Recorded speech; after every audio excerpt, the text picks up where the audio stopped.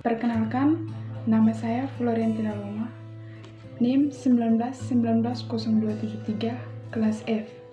Pada kesempatan ini, saya akan menjelaskan materi tentang kebijakan akuntansi beban dan belanja.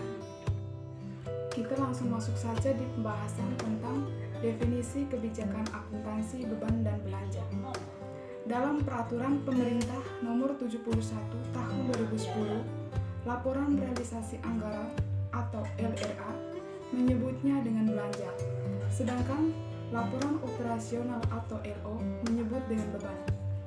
LRA disusun dan disajikan dengan menggunakan anggaran berbasis kas, sedangkan LO disajikan dengan prinsip akrual yang disusun untuk melengkapi pelaporan dari siklus akuntansi berbasis akrual atau full accrual accounting cycle. Beban adalah penurunan manfaat ekonomi atau potensi jasa dalam periode pelaporan yang menurunkan ekuitas yang dapat berupa pengeluaran atau konsumsi aset atau timbulnya kewajiban. Sedangkan beban adalah kewajiban pemerintah yang diakui sebagai pengurang nilai kekayaan bersih.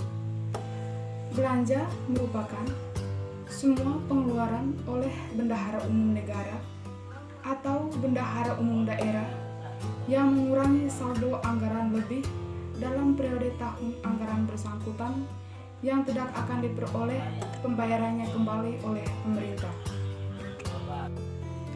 Ada beberapa perbedaan antara beban dan belanja, yaitu beban diukur dan diakui dengan basis akuntansi akrual, sedangkan belanja diukur dan diakui dengan basis akuntansi kas.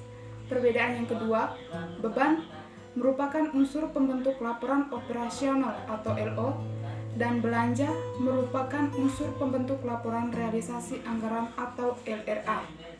Perbedaan yang ketiga, beban menggunakan kode akun 9, sedangkan belanja menggunakan kode akun 5. Kedua, klasifikasi.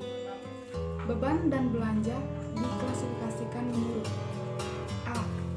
Klasifikasi ekonomi untuk pemerintah daerah terdiri dari beban pegawai, beban barang, beban bunga, beban subsidi, beban hibah, beban bantuan sosial, beban penyusutan aset tetap atau amortisasi, beban transfer, dan beban tak terduga. B. Klasifikasi ekonomi adalah pengelompokan belanja yang didasarkan pada jenis belanja untuk melaksanakan suatu aktivitas. Klasifikasi ekonomi meliputi belanja pegawai, belanja barang, belanja modal, bunga, subsidi, hibah, bantuan sosial, dan belanja lain-lain. C. Klasifikasi ekonomi pada pemerintah daerah meliputi beban belanja pegawai, belanja barang, belanja modal, bunga, subsidi, hibah, bantuan sosial, dan belanja tak terduga. D. Klasifikasi beban dan belanja berdasarkan organisasi adalah klasifikasi berdasarkan unit organisasi pengguna anggaran untuk pemerintah daerah. Belanja sekretariat DPRD, belanja sekretariat daerah provinsi atau kota atau kabupaten. Belanja dinas pemerintah tingkat provinsi atau kota atau kabupaten dan lembaga teknis daerah tingkat provinsi atau kota atau kabupaten. B. Pengukuran. Menurut PSAP nomor 12 tentang akuntansi beban dalam Peraturan Pemerintah nomor 71 tahun 2010, beban diakui pada saat 1. Timbulnya kewajiban. Saat timbulnya kewajiban adalah saat terjadinya peralihan hak dari pihak lain ke pemerintah tanpa diikuti keluarnya kas dari kas umum daerah. Contohnya, tagihan rekening telepon dan rekening listrik seperti yang tertulis di atas. 2. Terjadinya konsumsi aset. Terjadinya konsumsi aset adalah saat pengeluaran kas kepada pihak lain yang tidak didahului timbulnya kewajiban dan atau konsumsi aset non-kas dalam kegiatan operasional pemerintah. 3. Terjadinya penurunan manfaat ekonomi atau potensi jasa. Terjadinya penurunan manfaat ekonomi atau potensi jasa terjadi pada saat penurunan nilai aset sehubungan dengan penggunaan aset bersangkutan atau berlalunya waktu. Contohnya adalah penyusutan atau amortisasi. Menurut PSAP nomor 2 tentang akuntansi belanja dalam peraturan pemerintah nomor 71 tahun 2010, belanja diakui pada saat 1. Terjadinya pengeluaran dari rekening kas umum daerah untuk seluruh transaksi di SKPD dan PPKD setelah dilakukan pengesahan definitif oleh fungsi BUD untuk masing-masing transaksi yang terjadi di SKPD dan PPKD. Yang kedua, khusus pengeluaran melalui bendahara pengeluaran pengakuannya terjadi pada saat pertanggungjawaban atas pengeluaran tersebut disahkan oleh pengguna anggaran setelah diverifikasi oleh PPK dan SKPD.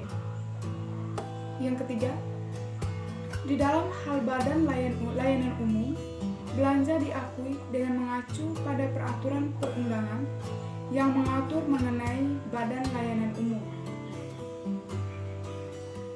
Dalam rangka pencatatan atas pengakuan beban, dapat menggunakan dua pendekatan, yaitu 1. Metode pendekatan beban, di mana setiap pembelian barang dan jasa akan diakui atau dicatat sebagai beban jika pembelian barang dan jasa itu dimaksud untuk digunakan atau konsumsi segera mungkin. 2. Metode pendekatan aset, di mana setiap pembelian barang dan jasa akan diakui atau dicatat sebagai persediaan jika pembelian barang dan jasa itu dimaksud untuk digunakan dalam suatu periode anggaran atau untuk sifatnya berjaga-jaga. C. Pengukuran. Beban diukur dan dicatat sebesar beban yang terjadi selama periode pelaporan. Belanja diukur jumlah pengeluaran kas yang keluar dari rekening kas umum daerah dan atau rekening bendahara pengeluaran berdasarkan asas bruto. B. Penilaian.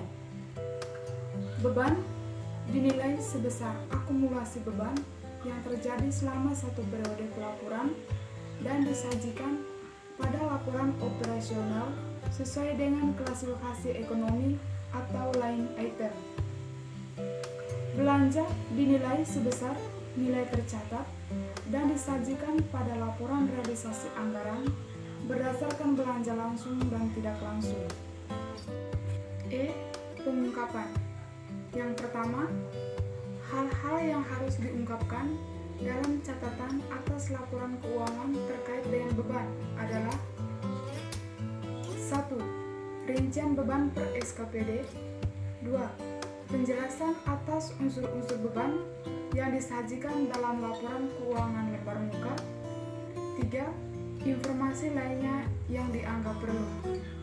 Yang berikut, hal-hal yang perlu diungkapkan sehubungan dengan belanja, antara lain 1. Rincian belanja per SKPD. 2. Penjelasan atas unsur-unsur belanja yang disajikan dalam laporan keuangan lembar muka. 3. Penjelasan sebab-sebab tidak terserapnya target realisasi belanja daerah. 4. Informasi lainnya yang dianggap perlu. Demikian hasil presentasi saya. Sekian dan terima kasih.